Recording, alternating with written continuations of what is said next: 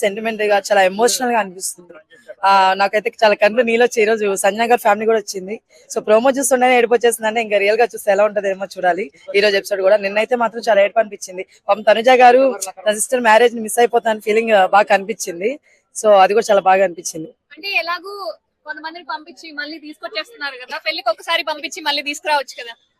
అలా చేయకూడదండి. అంటే ఎమోషన్స్ అంటే మనకి తెలియచేయాలనే బిగ్ బాస్ గారు అలా పెట్టింది 3 months బయటకు వెళ్లకుండా. అలా అనుకుంటే ఇప్పుడు మన కూరగాయల కోసం అడిటికి బయట పెట్టుండేవాళ్ళు కదా.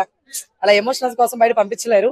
బట్ ఎనీవే సంజన గారికి ఆపర్చునిటీ ఇవ్వడం చాలా హ్యాపీ అనిపించింది. అంటే ఫస్ట్ రావద్దు అని చెప్పి లైక్ ఫ్యామిలీ వీక్ లేదని చెప్పి మళ్ళీ తీసుకురావడం వెనక ఈ ఎమోషనల్ ఏదైనా డ్రామా ఆడుతున్నారా బిగ్ బాస్?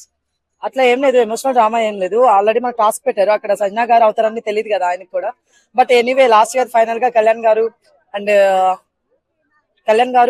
ఇమానుల్ గారు వీళ్ళిద్దరూ త్యాగం చేశారనమాట కొంచెం టైం ని, వాళ్ళ ఫ్యామిలీ టైం ని. సో అలా ఇవ్వడం జరిగింది. So happy.